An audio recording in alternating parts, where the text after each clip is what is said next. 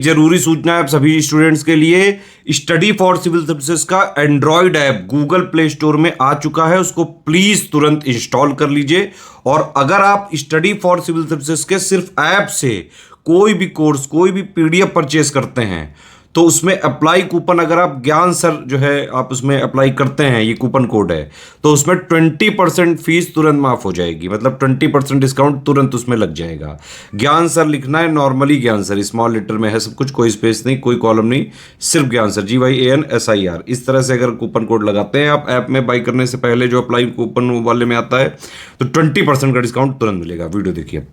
नमस्कार दोस्तों, अगर आप यूपी पीसीएस की प्रिपरेशन कर रहे हैं 2024 के लिए या फिर 2025 के लिए, तो आपको study for civil services team के पेड कोर्स को क्यों ज्वाइन करना चाहिए, आज की इस वीडियो में एकदम स्पष्ट हो जाएगा। देखिए, हम लोग इस क्लास में ना एक सैम्पल मटेरियल का डिस्कशन करेंगे जो कि पेड कोर्स का है। ये पेड कोर्स का एक छोटा सा टुकड़ा है जिसको सैम्पल के तौर पे यहाँ पे प्रस्तुत किया गया। आपको मटेरियल देख के पता चलेगा कि और सोर्स से कितना अलग है और इसमें कितना सटीक जानकारी आपको दिया गया है, जो कि आपको सिलेक्शन के करीब ले जाएगा। तो ज़्यादा बात ना करते हुए चलिए हम लोग सीधा अपने टॉपिक पे चलते हैं। पहले स्टडी मटेरियल को देखते हैं, उसके बाद फिर आगे बात करेंगे। देखिए, ये पर्यावरण और पारिस्थितिकी का एक छोटा सा नोट्स यहाँ पे रखा गया। सबसे पहले ये बताया जा रहा है कि ऊर्जा के अनवीकरणीय स्रोत। देखिए, ऊर्जा के दो प्रकार के स्रोत होते हैं, एक नवीकरणीय और एक अनवीकरणीय। जो अनवीकरणीय स्रोत होता है, ये ऐसे स्रोत हैं कि एक बार प्रयोग करने के बाद ये समाप्त हो जाएंगे और फिर से इनका प्रयोग नहीं किया जा सकता। जबकि नवीकरणीय स्रोत ऐसे होते हैं जिनका बार बार प्रयोग किया जा सकता है।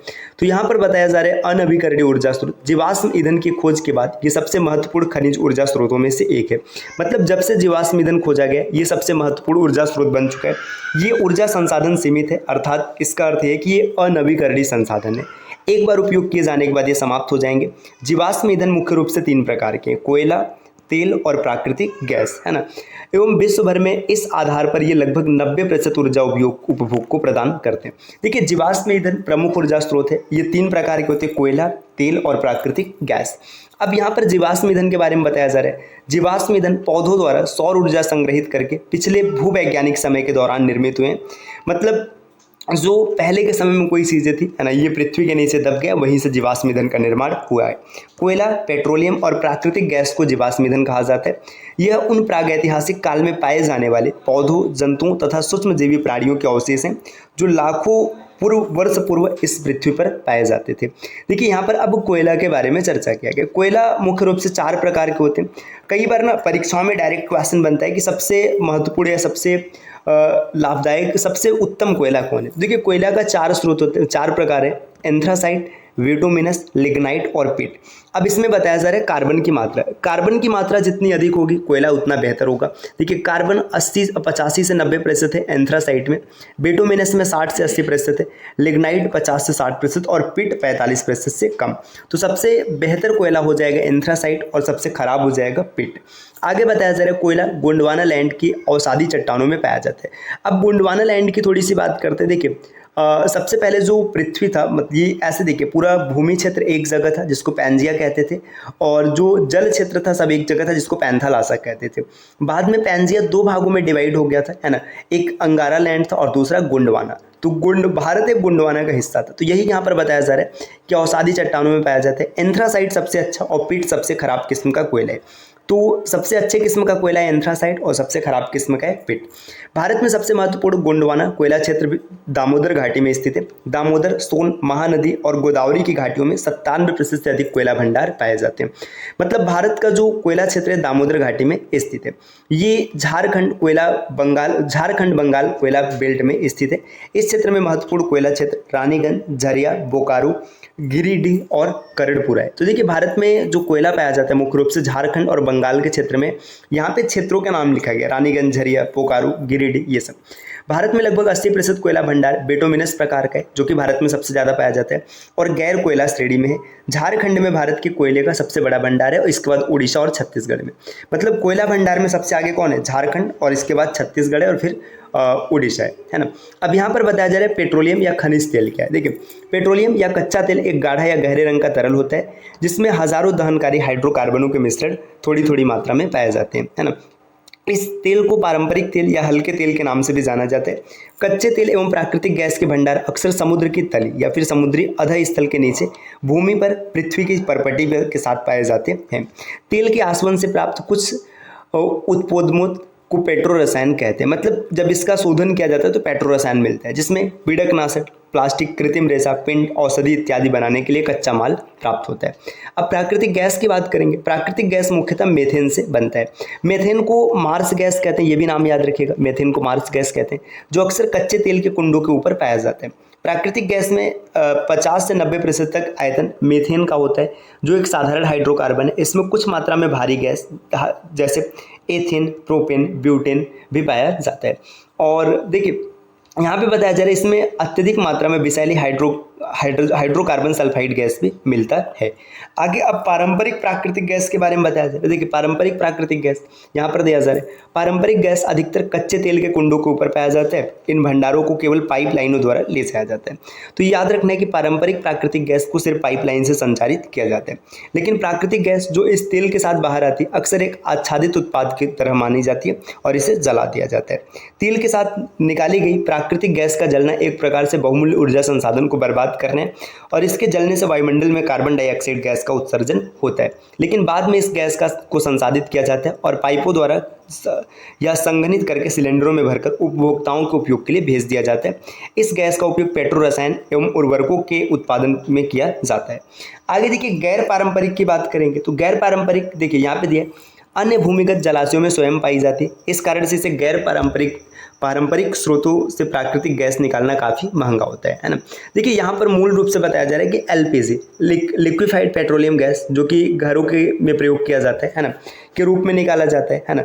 अब यहाँ पर आप इस डेटा को पढ़ सकते हैं। एलपीजी का प्रयोग आपको पता ही है। नेक्स्ट यहाँ पर दिया नाभिकीय ऊर्जा स्रोत। अब नाभिकीय ऊर्जा स्रोत में क्या क्या है देखिए, नाभिकीय ऊर्जा परमाणुविक केंद्रक की ऊर्जा है। रेडियो एक्टिव खनिजों को नाभिकीय ऊर्जा प्राप्त करने के लिए उच्च तकनीकी विधियों से प्रयोग किया जाता है। रेडियो एक्टिव खनिज को जीवाश्म ईंधनों के विकल्प के रूप में ऊर्जा उत्पन्न करने के लिए प्रयोग करते हैं। अन्य खनिजों की तरह ही रेडियो एक्टिव खनिजों के अयस्कों की मात्रा निश्चित और सीमित है, जब रेडियो एक्टिव खनिजों की बहुत छोटी सी मात्रा अत्यधिक ऊर्जा उत्पन्न करती है ना। अब यहाँ पे देखिए नाभिकीय विखंडन, नाभिकीय संलयन, इन सब के बारे में बताया जा रहा है।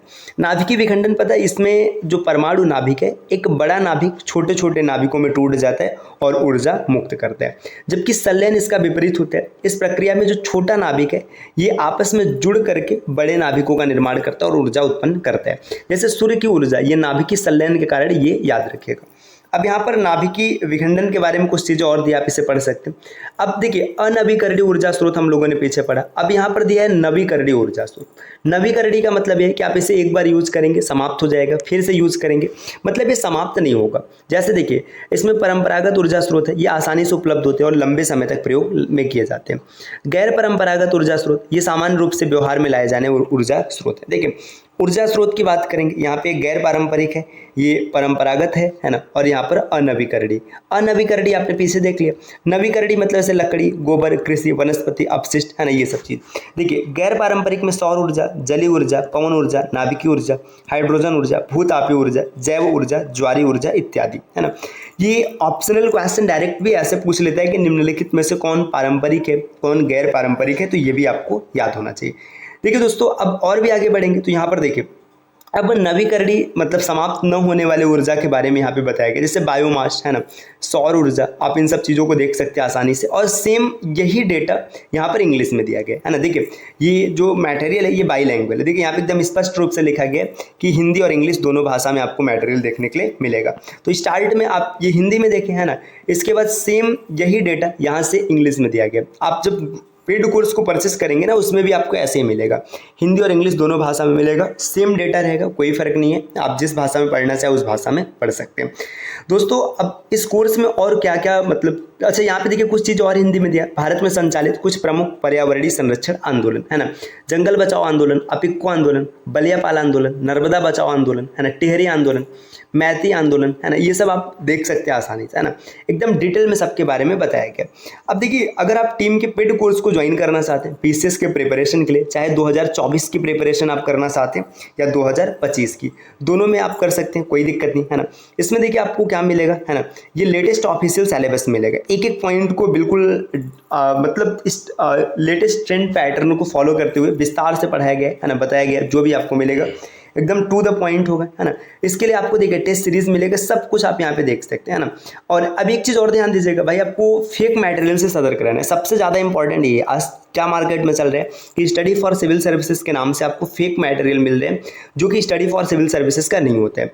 अगर आपको स्टडी फॉर सिविल सर्विसेज का स्टडी मटेरियल परचेस करना है तो आप इन दिए गए नंबर पे कॉल या व्हाट्सएप करके आप टीम के पेड कोर्स से जुड़ने की जानकारी प्राप्त कर सकते हैं, या प्ले स्टोर से स्टडी फॉर सिविल सर्विसेज का एप्लीकेशन इंस्टॉल करके आप जानकारी प्राप्त कर सकते हैं। देखिए इन 3-4 नंबरों के अतिरिक्त हमारी टीम का और कोई नंबर नहीं है, study for civil services team के एप्लीकेशन के अतिरिक्त और कोई भी स्रोत नहीं है। अगर आप किसी अन्य माध्यम से कोई भी नोट्स परचेस करते हैं, वो स्टडी फॉर सिविल सर्विसेज का नहीं होता है, कोई भी व्यक्ति उस पर लोगो लगा करके बेच रहा है, तो इसके जिम्मेदार आप खुद होंगे है ना, क्योंकि भाई आपको जेन्युइन मटेरियल नहीं मिलेगा, आप बेहतर पढ़ाई नहीं कर पाएंगे और एग्जाम में आपका सिलेक्शन नहीं हो पाएगा। ठीक, तो मिलते हैं दोस्तों आपसे नेक्स्ट वीडियो में, तब तक के लिए नमस्कार।